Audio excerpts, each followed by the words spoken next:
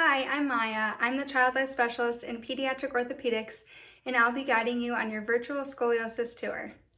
This video will be showing you all of the different areas of the hospital that you will be seeing when you come in for your spinal fusion surgery. The video is set up to show you the areas based on the order you will see them the day of surgery. So first thing to go over is parking. As you come up the hill right past the Children's Hospital, on the left you will find a parking lot. This is the women's entrance, or east entrance, and you can enter the hospital through here and follow the signs for surgery check-in, or you can take the shuttle bus up the hill where they will drop you off right in front of surgery check-in. There is also a parking garage with parking available as well. The third option for parking is valet parking, which will also put you right in front of surgery check-in. Surgery check-in is through the doors to the left of the information desk. Arrival time is 90 minutes before surgery, and this can be as early as 5:45 a.m. You will get a call giving you your exact arrival time 24 to 48 hours before the day of surgery. After getting checked in, you will take the C elevators and head up to the second floor where you will be taken back to the pediatric PACU. The day of surgery, someone will escort you through the back, but here I am going to show you how to get back using the blue squares with the yellow suns, because this is how you will come back when you get the call saying that the patient is done with surgery. As you will see, there's lots of turns, but the path is clearly marked, so just continue to follow the blue squares with the yellow suns, and you will find your way back to the PACU area. We recommend for any patients with long hair to either put it in a high bun or braids so that it is easily kept out of the way during surgery. The day of surgery, female patients that are 11 and older have to take a pregnancy test before surgery. This is done using a urine sample. If a parent or caregiver doesn't feel comfortable with this, you can sign a waiver saying you decline. This is what a cubicle looks like in the PACU. Once you have been placed in a cubicle, they will have you change into a paper gown. 2 adults are allowed back here with the patient. There are iPads and TVs, and patients are more than welcome to bring their own phone or tablet from home. At this time, patients should be prepared to get an IV. For those of you who don't know what an IV is, it's a small plastic catheter or straw that usually gets inserted into a vein in your arm or hand. The straw connects to tubing that can help give your body medicine. It is also how the anesthesiologist will give you anesthesia medication so that you are completely asleep during surgery. You will not see, hear, or feel anything. The IV will most likely stay in for the majority of your hospitalization, but will be removed before you are discharged from the hospital. If getting an IV is something that you have a hard time coping with, we have a couple of coping options that have been helpful for other patients. Freezy spray is a cooling spray that makes your hand feel like you put it in snow. Some patients prefer the cold sensation rather than the poke of the IV. We also have Buzzy, which is a vibrating device that has been found to help decrease needle pain by up to 88%.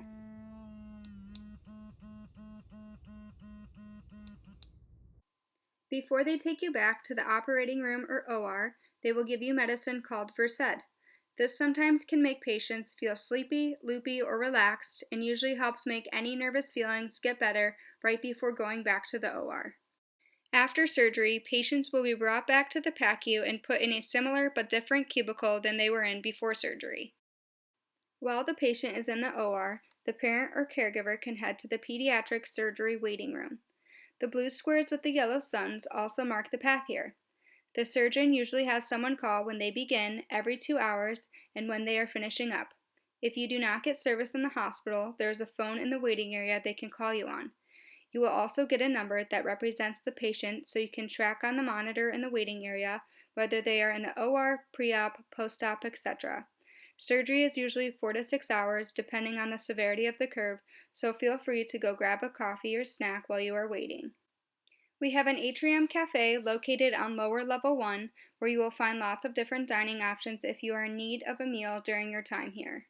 Once the patient is out of surgery and has been cleared to go to the PICU, staff will wheel the patient over, and this is where the patient will spend the first night after surgery. Here is what the majority of the rooms in the PICU look like. The big thing I like to point out is that the bathroom consists of a toilet behind a curtain. Patients usually have a catheter in for the first night after surgery and then have it removed the next morning. If any adults that are staying with the patient need to use the restroom and do not want to go behind the curtain, there is a bathroom located on the unit that I will show in a little bit. Each PICU room has an iPad that patients are more than welcome to download games, Netflix, whatever on. There is also a pull-out couch and a chair in every room. 2 adults are allowed to stay with the patient overnight, and any additional visitors are allowed at the discretion of the PICU staff. Here is the bathroom that I had mentioned before. Across from the bathroom is the nourishment room. In here you will find a cupboard filled with food that has been donated for patients and families in case you are needing a snack or meal. Feel free to take what you need. You will also find a microwave, fridge, water, and coffee in case you need any of this during your PICU stay. Here is the family lounge in case you were to have a large amount of visitors while staying in the PICU. However, patients are usually pretty tired after surgery and spend most of the time in the PICU sleeping. Patients are usually moved up to Children's 3 by the afternoon or evening the day after surgery. However, there have been situations where patients have stayed in the PICU throughout the hospital stay, and this was not because something was wrong, but because there were no beds available on Children's 3. This rarely happens, but I like to let patients know that it is a possibility. Here is the entrance to Children's 3. All inpatient units are locked, so if you need to go grab something out of the car or have visitors coming, they will need to buzz in using the keypad. Here is the Children's 3 game room. In this room, you will find a computer, PlayStation, TV, and lots of board games and activities in the cupboards. Sometimes there are weekly activities scheduled that take place in this room as well. I also wanted to point out the Ronald McDonald House so that you can see where it is in relation to the hospital. You will find the schedule for the weekly activities listed by the elevators. These activities can range from slime making to special guest visitors like the Bucknell football team or Disney princesses. We also have dinner and a movie once a month, and even if you aren't feeling up to leaving your room, you can have someone go down to the lobby, grab a hot meal, and bring it back up to you. If you're an animal lover, we also have pet therapy visits weekly. Here is what a room on Children's 3 looks like. All of them have a couch, recliner, TV, and private bathroom. There are also iPads where you can download whatever you want, just like in the PICU. Once you move up to Children's 3, you are able to change into your own clothes. We recommend clothes that button or zip up in the front so that you don't have to pull anything over your head if they need to check the incision before you are discharged. All of the bathrooms on Children's 3 have showers.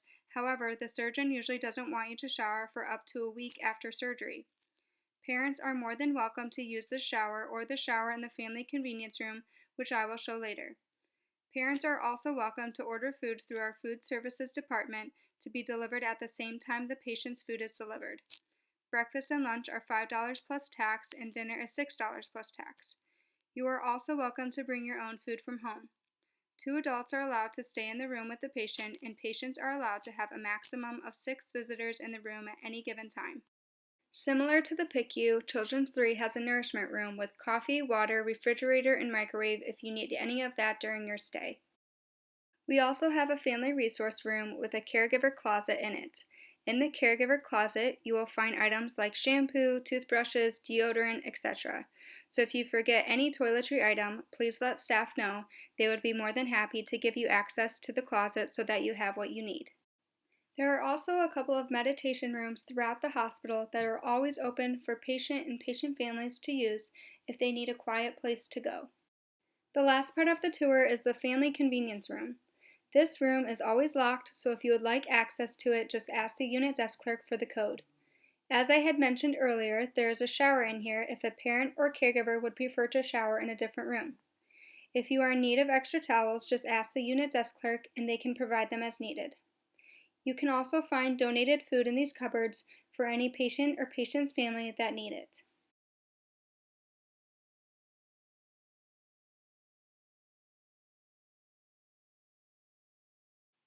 You will also find washers and dryers in this room. You may be wondering why you would need to use these if you are only here for a couple of days. But if you were to get sick from the medications and throw up on the clothes you brought from home, then you are more than welcome to utilize these. Laundry detergent is given by the unit desk clerk as needed. To conclude, I have a couple bits of information to share.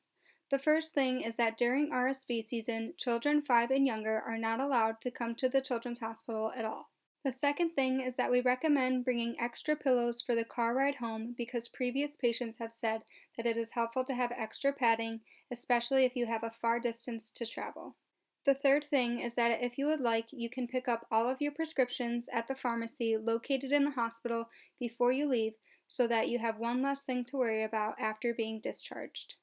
The fourth and final thing is to make sure to ask to see your most recent x-ray before being discharged so you can see the before and after of your spine. It's pretty amazing to see the difference. That is it. I hope seeing the parts of the hospital and maybe answering some of the questions you have had help make you feel more calm and prepared for when you come in and have your spinal fusion surgery.